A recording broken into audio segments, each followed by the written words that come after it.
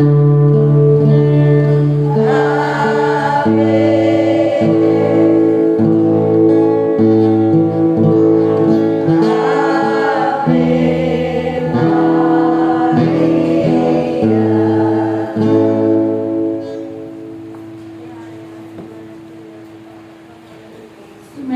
ang kapayapaan.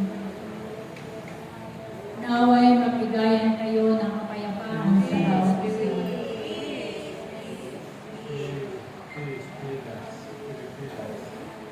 Ako ito aking mga anak, ang reyna ng langit at ng lupa. Ako'y narito muli sa inyong harapan upang kayo ay samahan sa pagdarasal ng aking banal na Santo Rosario. Kayong lahat ay makalat sapagkat hindi kayo tumitigil sa pagdarasal ng aking banal na Santo Rosario. Naway tinatagubilinan ko kayong lahat na kayo'y manalangin ng aking Santo Rosario para sa kapayapaan ng mundo at para sa kapayapaan ng inyong bansa. Sapagkat maraming kaguluhan ang nagaganap sa mundo ito.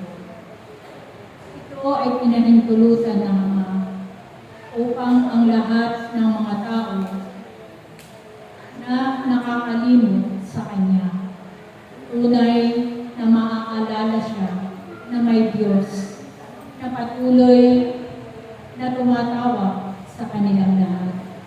Kaya ang mga kaguluhan na ito na nagaganap sa mundo ito, naway ipanalangin ninyong mabuti sa Diyos. Araw-araw kayong manalangin ng aking banal na Santo Rosario upang ang kapayapaan ay pagkakaloob ng Diyos upang matapos ang mga digmaan sa mundo ito. Sapagkat ang nais ng Ama sa bawat isa na Kanyang nilikha sa sanlibutan ito ay makasama sa Kanyang kaharian. Kaya nawa ang bawat isa sa inyo na kayong tinawag at hiniran at pinili sa kawan na ito. Naway huwag kayong hihinto sa pagdarasal ng aking banal na Santo Rosario. Huwag kayong mapagod, aking mga anak, sapagkat kayo'y pinili sa kawan na ito upang ipanalangin ninyo ang kapayapaan ng mundo ito. Ipanalangin ninyo ang inyong kapwa at ipanalangin ninyo ang nahihirapan dito sa mundo ito.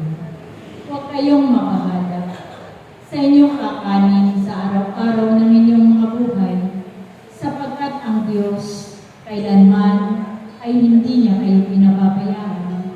Hindi niya kayo ginugutom, aking mga anak, sapagkat kayo patuloy niya na sinasamahan sa araw-araw ng inyong mga buhay. Kaya nawa ang bawat isa sa inyo, naway patuloy kayo, aking mga anak, sumampalataya, manalig at sumunod sa kalooban ng Diyos. At tunay na kayong lahat ay hindi niya pababayaan. Sapagkat ang lumalapit sa Diyos ay maliligtas. Kaya patuloy kayong lumapit sa Kanya at huwag kayong hihinto sa inyong paglilingkod. Salamat sa inyong lahat na narito. Nawa ang bawat isa na narito. Magpatuloy lang kayo, manalangin ng manalangin sama upang matakpan ninyo ang kapayapaan. Salamat sa inyo.